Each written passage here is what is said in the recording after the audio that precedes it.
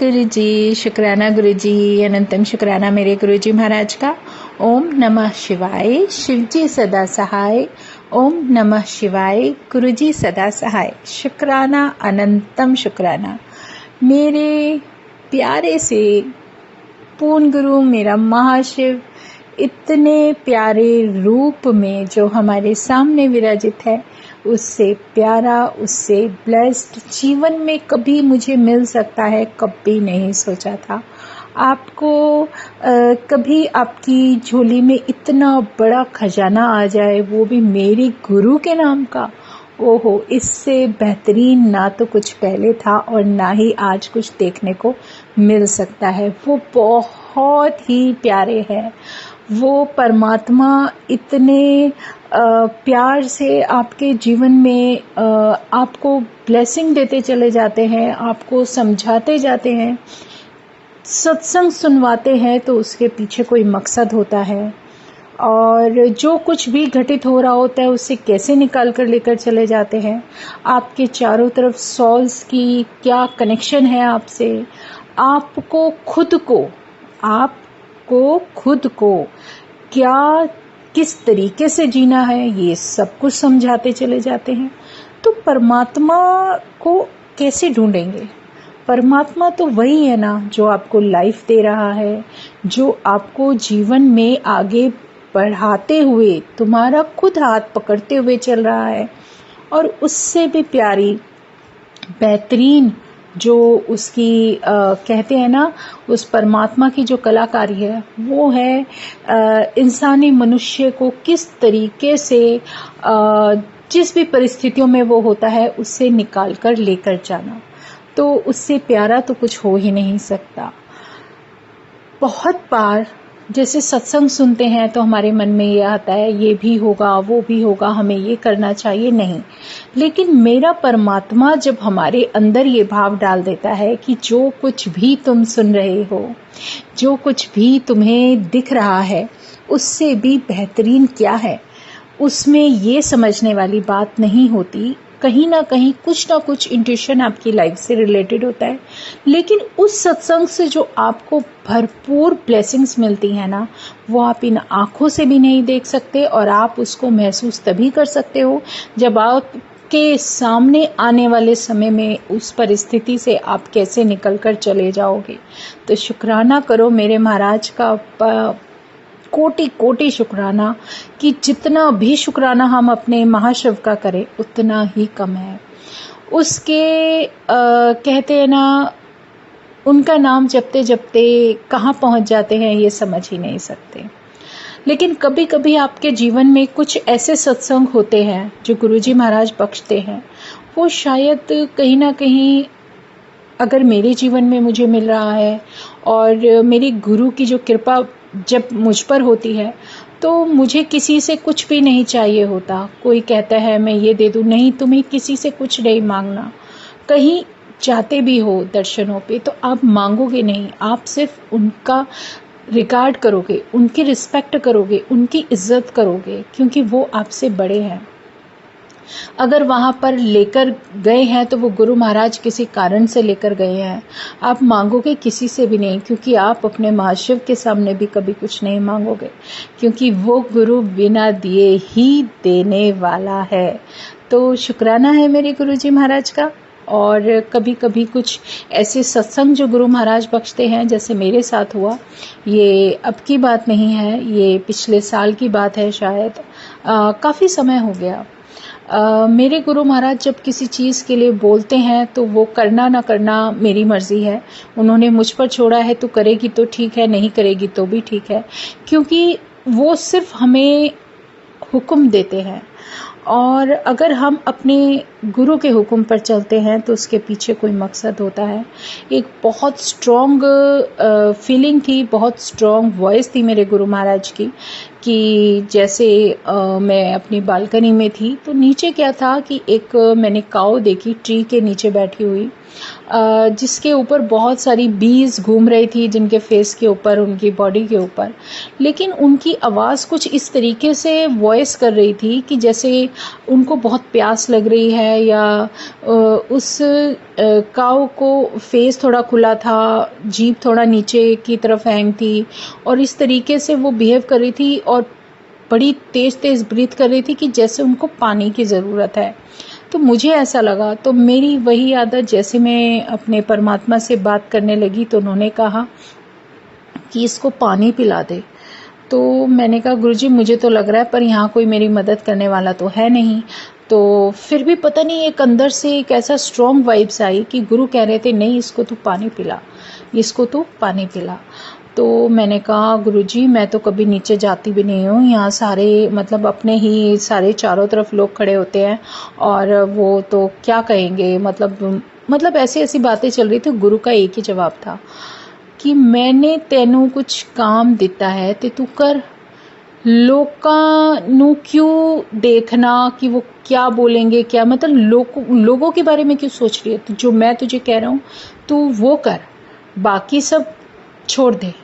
तो मुझे फिर भी कहीं ना कहीं था, मैं कहा यार ये सारे लोग मेरे ऊपर देखकर हंसेंगे। मेरे अंदर की जो वाइब्स थी वो यही आ रही थी कि सब लोग मुझ पर देखकर हंसेंगे।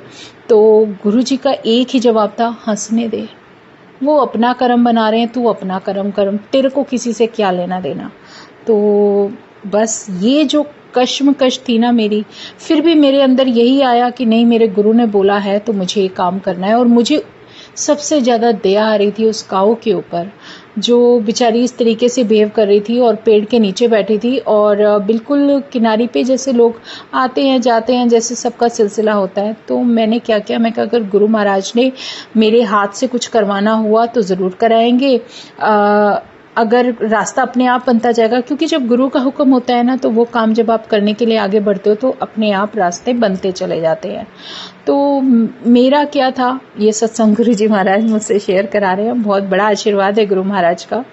तो मैंने क्या किया, मैंने फटाफट से एक बाल्टी उठाई, वॉश की और उसको पानी भर दिया आधा। तो इमीडिएट विदिन 2 सेकेंड मेरा बेटा आता है छोटे वाला, कहता है क्या हुआ, कहाँ जा रहे हो। मैंने कहा मैं वो नीचे गाय को ना रोटी और वो थोड़ा पानी पिलाने जा रही हूँ। तो कहने लगे कहाँ है गाय। मैंने कहा देख बेटा वो बैठी, वो कुछ इस तरीके से कर रही है कि मेरा मन कर रहा है मैं उसे पानी पिला के आऊँ। तो कहने लगा क्या आप, मतलब कुछ बोला वो, लेकिन उसने मेरे हाथ से वो बकेट ली और नीचे चल दिया मेरे साथ, क्योंकि मैं 3rd फ्लोर पर थी।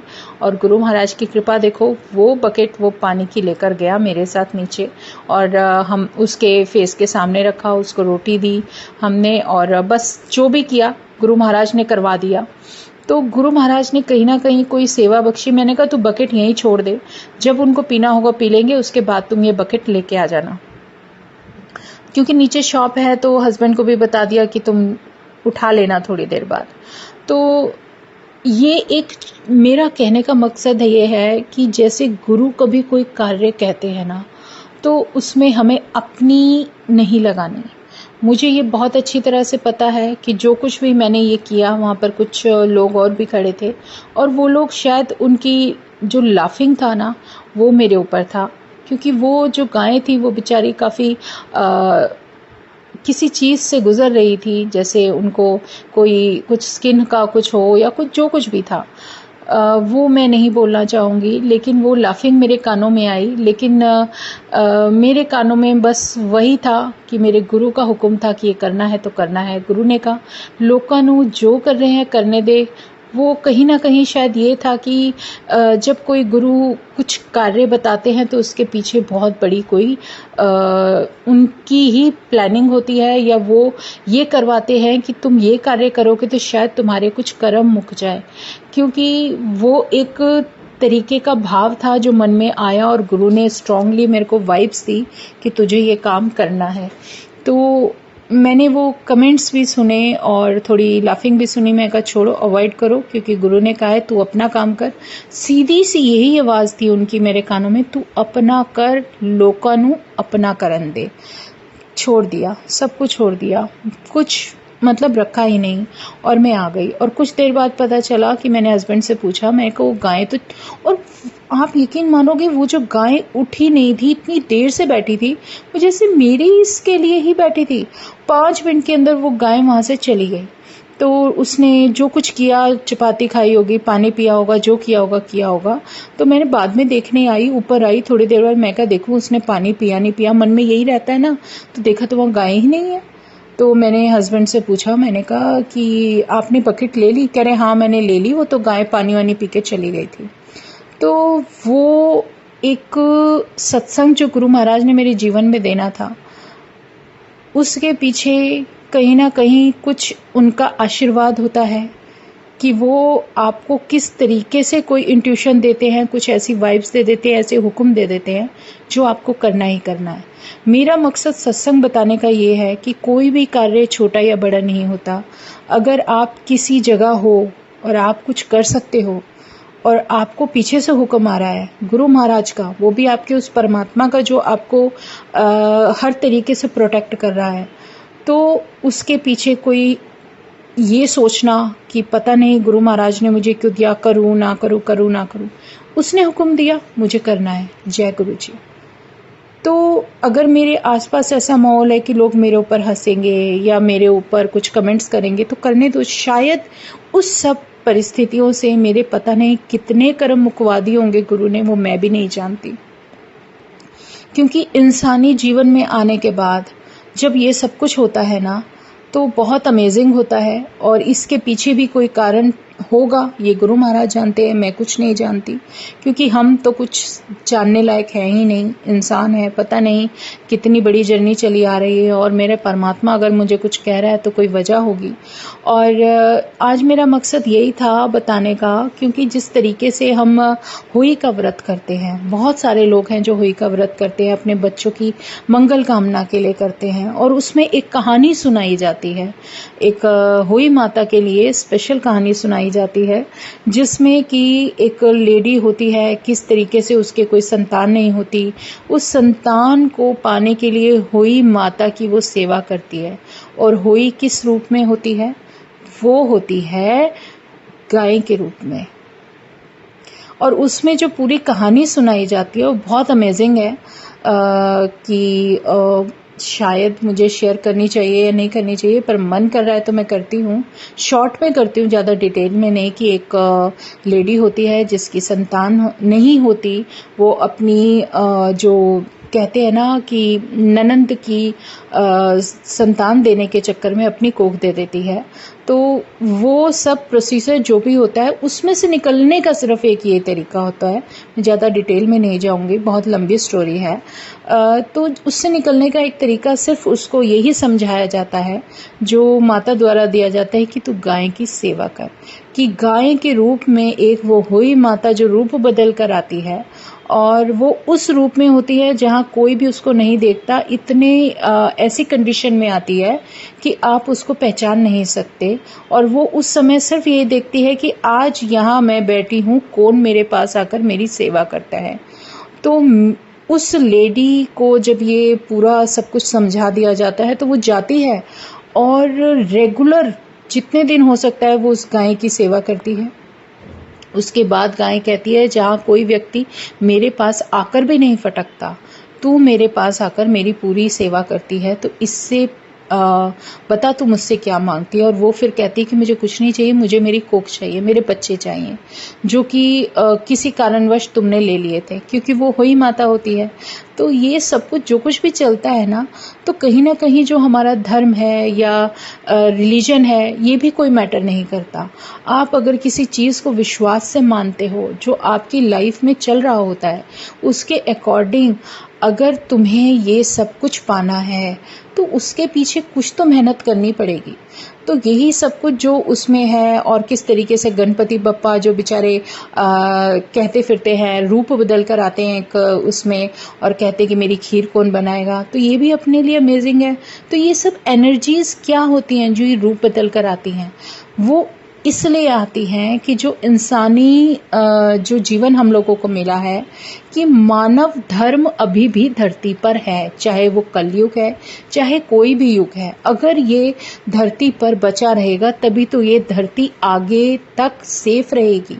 तो ये मानवता इंसान के अंदर रहे। ये सब क्यों रिलीजियस स्टोरीज जो हमें सुनाते आ रहे हैं, जो हम थोड़ा बहुत जो भी अपने अकॉर्डिंग अपने जहाँ भी हमें जिस परिस्थिति के अनुसार जो भी जीवन मिला है, चाहे वो कोई भी रिलीजन हो, उसके अकॉर्डिंग हम ये सब क्यों करते हैं?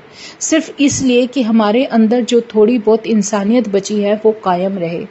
तो यही सब जो कुछ भी परमात्मा हमें सिखाने की कोशिश कर रहे हैं, बताने की कोशिश कर रहे हैं, जो जीवन में सत्संग दे रहे हैं, वो हमारी लाइफ के सबसे बड़ा खजाना है।